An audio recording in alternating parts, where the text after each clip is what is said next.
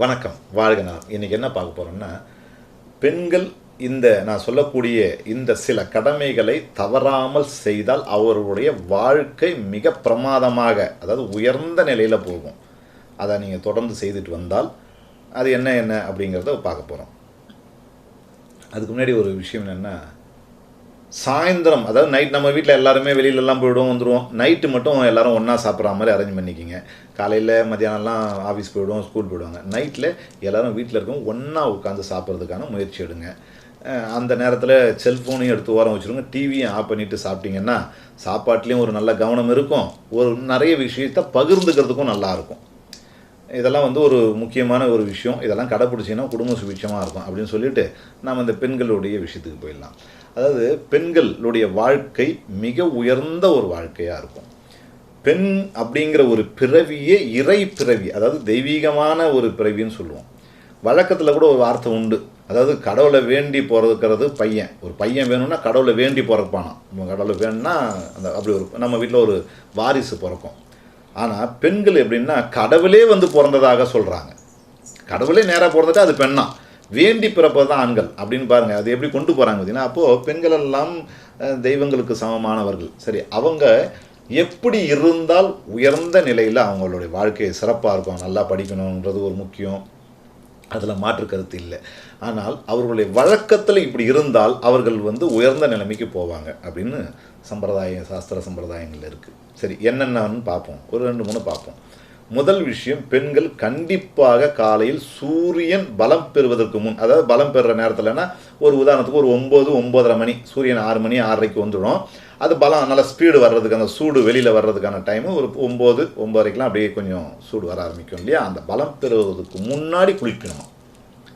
உதாரணத்துக்கு தான் ஒரு 9 மணிக்குள்ளேயே குளிச்சிடணும். 9 மணியை தாண்டக்கூடாது. மிஞ்சி போனால் 10 மணி, அதிகபட்சம் 10 மணிக்குள்ளே பெண்கள் தேக சுத்தி செய்யணும். தேகம்னா உடம்பை சுத்தம் பண்ணிடணும், குளிச்சுடணும். இது ரொம்ப முக்கியமாக கொடுக்கப்படுது. அவங்களுடைய உயர்வுக்கு முக்கிய வழிவகுக்கிறது இதுதான். மாத விலக்கு காலமாக இருப்பின் சூரிய உதயத்துக்கு முன்னாடி குளிக்கணும் அப்படின்றாங்க. ஸோ ஏன்னா நம்ம 6 மணிக்கு முன்னாடி குளிக்கணுன்றாங்க. இப்போ அது முடியறதில்லை, எல்லாம் உத்தியோகத்துக்கு போகிறதுனால அட்லீஸ்ட் ஒரு 7-7 நம்ம குளிக்கணும். வேலைக்கு போகிறவங்க, வீட்டில் இருக்கிறவங்க என்ன பண்ணுறாங்க பெண்கள் அப்படின்னா, வீட்டு வேலையெல்லாம் செஞ்சுட்டு இதை தெளித்து அதை பெருக்கி அப்புறம் எல்லாத்தையும் முடிக்கு ஒரு 11 மணி ஆகிடும் போல இருக்குது. அதுக்கப்புறம் என்னத்தை குளிக்கிறது, ஒரே வழியாக சாயந்தரம் குளிச்சுருவோம் அப்படின்னு மத்தியான வேலை சாயந்தரம் வேலையவும் முடிச்சுட்டு கிட்டத்தட்ட சாயந்தரம் 5 மணி 6 மணி 7 மணிக்கு தான் குளிக்கிறாங்க. குளிச்சுட்டு அப்படியே படுத்துறது. இதனால் தரித்திர காலம் வரும், அவங்களுடைய உயர்வை தடுக்கும். அப்படிங்கிற தேக சுத்தி அவங்களுக்கு ரொம்ப முக்கியம். ஆண்களுக்கு அதை சொல்லலை, பெண்களுக்கு தேக சுத்தி முக்கியம் போது காலைல குளிச்சுக்கணும். மாத விலக்கு காலமாக இருப்பேன் அந்த 6 மணிக்கு முன்னாடி குளிக்கணும். முடியலன்னா 7-8 மணிக்கு குளிச்சுக்கலாம். இது ரொம்ப முக்கியமாக சொல்கிறது. அடுத்தது, பெண்கள் பொய் பேசுதல் கூடாது அப்படின்றாங்க. சும்மா பேசினா அப்படிங்கிறது வேற, பொய் பேசுறதுங்கிறது வேற. விளையாட்டாக பேசுகிற விஷயங்கள் வேற. நான் விளையாட்டாக கூட பேசக்கூடாதுன்னு சொல்லுவேன், வேறு வழியில் ஜாலியாக பேசுகிறது வேறு. ஆனால் ஒரு பொய்யை ரொம்ப ஸ்ட்ராங்காக பேசக்கூடாது, அது அவர்களுக்கு உகந்ததல்ல. எப்படி சொல்கிறாங்க பாருங்கள், அவங்களுக்கு அது உகந்தது கிடையாது. நீங்கள் உங்கள் கிரேடே வேறு, நீங்கள் பெரிய லெவல், எப்படி சொல்லுவாங்க, நீங்கள்லாம் ஒரு பெரிய விஷயம், உங்களுக்கு இது தகுமா, இந்த பொய் பேசுறது தகுமா அப்படின்னு சொல்லப்படுறது பாருங்கள். அந்த உயர்ந்த இடத்துல நம்ம ஆம்பளை வைக்கலை, மரியாதை நமக்கு எங்கே மரியாதை இருக்குது. அப்போ பெண்கள் அப்படி ஒரு உயர்ந்த நிலையில் பார்க்கும்போது அவர்களுக்கு பொய் அழகல்ல. விளையாட்டாக பேசுகிற விஷயம் வேறு, பொய் பேசக்கூடாது அப்படின்னு சொல்லப்படுறாங்க பாருங்கள். இது ரொம்ப முக்கியமான விஷயங்கள். அடுத்தது, அவர்களுடைய ஆடையை பற்றி அதான் துணியை பற்றி சொல்கிறாங்க. இறைவனால் வழங்கப்பட்ட, அதாவது கடவுள் ஒவ்வொருத்தருடைய நிலைக்கு தகுந்த மாதிரி ஆடைகளை கொடுத்துருப்பார். கண்டிப்பாக அவங்க வசதிக்கு தகுந்த மாதிரி ஆடைகள் இருக்கும். ரொம்ப கஷ்டப்படுறோன்னா அவங்களுக்கு தகுந்த மாதிரி ஒரு ட்ரெஸ் இருக்கும். கொஞ்சம் வசதினா அது அந்தந்த வசதிக்கு தகுந்த மாதிரி அந்தந்த ஆடைகளை சராசரியாகவே பயன்படுத்தணும். வீட்டில் தானே இருக்கிறோன்னு கிழிஞ்சதை போட்டுருக்குது, வீட்டில் தானே இருக்குன்றது அழுக்க போட்டுருக்குது, வீட்டில் தானே இருக்கிறோங்கிறதுக்கு நஞ்சு பிஞ்சு போனதை போட்டுருக்குது. நல்ல ட்ரெஸ்லாம் இருக்கும், கடவுள் கொடுத்துருப்பார்.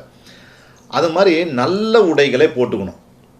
அது நான் நைட்டியை நிறைய வீடியோவில் எதிர்த்து சொல்லியிருக்கேன், நைட்டியை பயன்படுத்தாதீங்கன்னு. ஒருவேளை நீங்கள் நைட்டி தான் பயன்படுத்துகிறீங்கன்னா ரொம்ப கந்தளம் கோலமாக, ஆனால் கடவுளுக்கு வசதி கொடுத்துருப்பாரு, இதை கந்தளம் கோலமாக வீட்டில் இருக்கிறதுக்கு என்னப்பா அப்படின்வாங்க பாருங்கள். அது மிக சரியான விஷயங்கள் இல்லை. வீட்டில் தான் இருக்கிறோன்றதுக்காக நம்ம துணி போடாமல் இருக்கிறோமா, அதை போட்டுக்கிறோம்ல. அப்போது அதில் நல்லதாக போட்டுக்கணும்.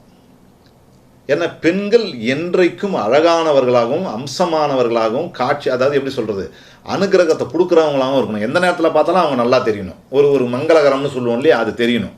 அப்போ அந்த உடையை சரியாக பயன்படுத்தணும் அப்படின்றாங்க. இந்த 3 விஷயங்கள் இது. அடுத்ததாக கேசம், அதாவது முடியை பற்றி கொடுக்குறாங்க. அந்த முடியை வந்து தலைவிரி கோலம் இருக்கக்கூடாது அப்படின்றாங்க. தலைவிரி கோலமாகவே சுற்றக்கூடாது. அது அவங்களுக்கு மேன்மையை கொடுக்காது. 2வது கொண்டை போட்டு உச்சிக்கு, அதாவது சில பேர் என்ன பண்ணுவாங்கன்னா அந்த கொண்டை எடுத்து வந்து உச்சியில் வச்சுக்குவாங்க. அது யாருன்னா பெண் சன்னியாசிகள், பெண் பண்டாரங்கள், இப்படி தீட்சை வாங்கினவங்க தான் கொண்டையை வந்து இப்படி மேலே போடணும். அதாவது பற்றற்றவர் அப்படின்னு சொல்கிறதுக்காக அது அப்படி வரும். அது முனிவர்கள்லாம் போட்டிருப்பாங்க அந்த மாதிரி. ஆனால் வீட்டில் பெண்களும் அப்படி போடுறாங்க. இப்படி தூக்கினது இப்படி போட்டுன்னு சும்மா அப்படி முடிச்சுக்குவாங்க. அப்படி பண்ணக்கூடாது. அவங்க முடியை பின்னி இருக்கணும், இல்லை முடியை கட்டியிருக்கணும், இல்லை கொண்டை போனால் பின்னாடி போட்டிருக்கணும். மேலே தூக்கி போடக்கூடாது. தரித்திரத்தை வழங்கும் அப்படின்றாங்க. அவங்களுடைய முடியை சுத்தமாக பராமரிச்சுக்கணும். இந்த ஈறு பேணு பொடுகள்லாம் இருக்கக்கூடாது. அதை எந்த அளவுக்கு கவனம் எடுத்து செயல்படுறாங்களோ கடாட்சம் மிகுந்தும், லக்ஷ்மி கடாட்சம் மிகுரும்னு சொல்கிறாங்க. அப்போ பெண்களுடைய அந்த கடமைகள், இப்போ நான் சொன்ன விஷயங்கள் எல்லாம் கடமைகள். இதுக்கு அடுத்த கடமைகள் கொடுக்குறாங்க. அவர்களுக்குன்னு ஒரு கடமை இருக்கும். அம்மா அப்பாவை பார்த்துக்கிறதோ, அல்லது கணவனை பார்த்துக்கிறதோ, குழந்தைகளை பார்த்துக்கிறதோ, அல்லது வயசு பொண்ணாக இருந்தால் அவங்களுக்கு ஒரு படிப்பு இருக்கும், ஒரு உத்தியோகம் இருக்கும், அதில் கரெக்டாக கவனமாக இருக்கணும் அப்படின்னு சொல்லப்படுறாங்க. இந்த மாதிரி விஷயங்களில் தவறும் பெண்களுக்கு சுபிட்சம் கிடையாதுன்றாங்க. சுபிட்சம் வேணும். நான் ஒன்று சொல்லுவேன், சாஸ்திரங்கள் என்ன சொல்லுது, சம்பிரதாயங்கள் என்ன சொல்லுதுங்கிறத நம்புகிறோம் நம்பாமல் வட்டி போகிறோம், எடுத்து போட்டுடலாம். ஆனால் பெண்கள் எப்பவுமே உயர்ந்தவர்கள். பெண் பிறவிங்கிறது சில பேர் சொல்லுவாங்க, பெண்ணாக பிறந்துட்டு நான் படுற கஷ்டம்னுவாங்க. என்ன தான் கஷ்டன்றது ஒரு பக்கம் இருந்தாலும் ஒரு மரியாதைக்குரிய ஒரு பிறவி எதுன்னா பெண் பிறவி தான். தெய்வீகமான பிறவி. லக்ஷ்மி கடாட்சம் மாதிரி இருக்கிறா எங்கள் வீட்டு பொண்ணுன்னு சொன்னானே தவிர எங்கள் வீட்டு பையன் லக்ஷ்மி அழகாகிறானா எங்கேயாவது சொல்கிறாங்களா பாருங்கள். எதையும் குறிப்பிட்டு ஆண்களை கொண்டு வரதே இல்லை. எல்லா வகையிலையும் குறிப்பிடுறது பெண்களை தான் குறிப்பிட்டு சொல்கிறாங்க.